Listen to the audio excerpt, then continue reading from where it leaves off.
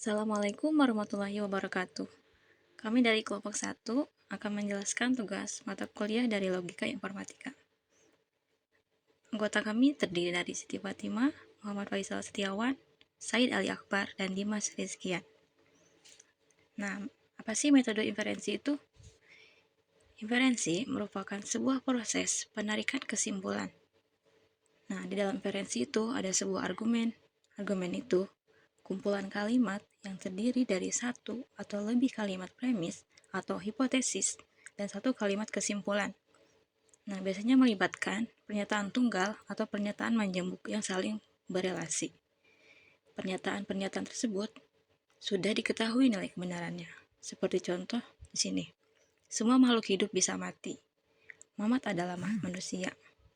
Nah, bisa disimpulkan bahwa Mamat ini adalah makhluk hidup. Artinya Mamat juga bisa mati. Metode inferensi. Modus ponens. Jika P, maka Q. P, kesimpulan Q. Contoh, P1. Jika hari ini adalah hari Selasa, maka Jono akan pergi bekerja. P2. Hari ini adalah hari Selasa.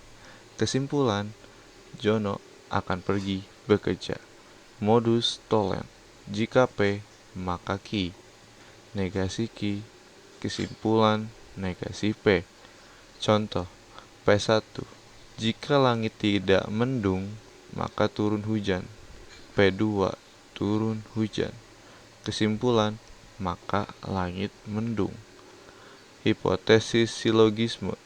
Jika P, maka Q. Jika Q, maka R. Kesimpulan, jika P, maka R. Contoh, P1. Jika saya rajin belajar, maka saya akan pintar. P2. Jika saya pintar, maka saya akan lulus ujian. Kesimpulan, jika saya rajin belajar, maka saya akan lulus ujian. Silogisme disjungtif. P atau Q. Negasi P. Kesimpulan Q. Contoh, P1. Setiap hari Minggu, maka Rani akan pergi ke taman. P2. Hari ini hari Selasa. Kesimpulan, maka Rani tak pergi ke taman. P atau Q, negasi Q. Kesimpulan P. Contoh, P1. Setiap hari Minggu, maka Rani akan pergi ke taman. P2. Rani tidak pergi ke taman.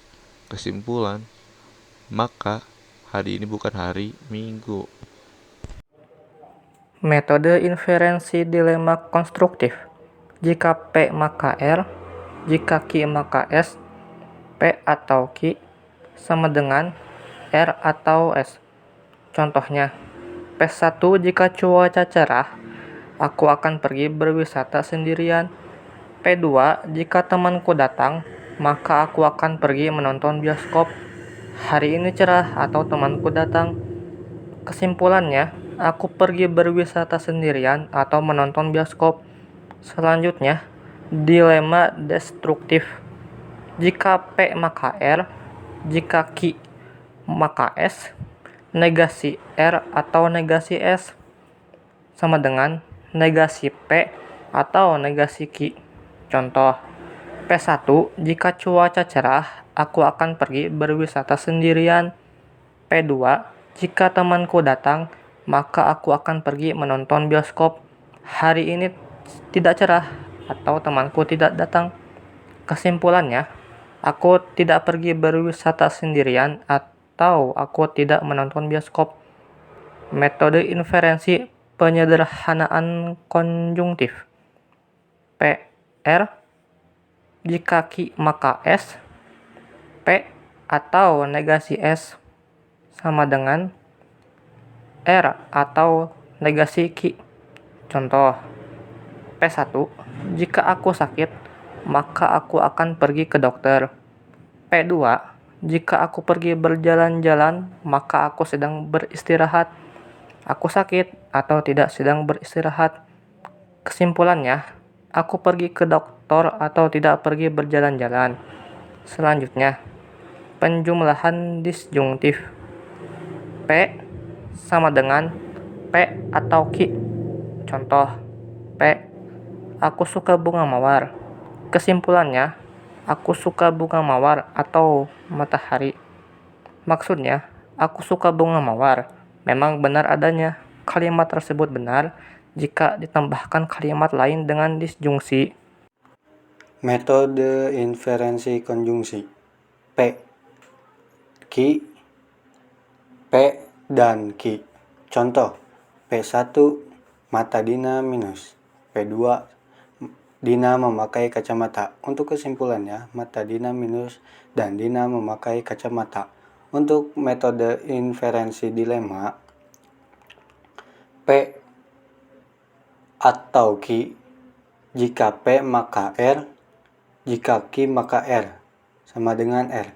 Untuk contohnya, P1, aku membeli bakso atau membeli somai. P2, jika aku membeli bakso, maka besok membeli seblak. P3, jika aku membeli somai, maka besoknya aku membeli seblak. Untuk kesimpulannya, maka aku membeli seblak. Untuk metode inferensi dilema dua arah. P, jika P maka R, jika Ki maka S. P dan S sama dengan RP Ki. Contoh, P1 jika aku sakit, maka aku pergi ke dokter. P2, jika aku pergi berjalan-jalan, maka aku sedang beristirahat.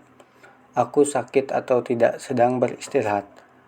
Untuk kesimpulannya, aku pergi ke dokter atau tidak pergi berjalan-jalan.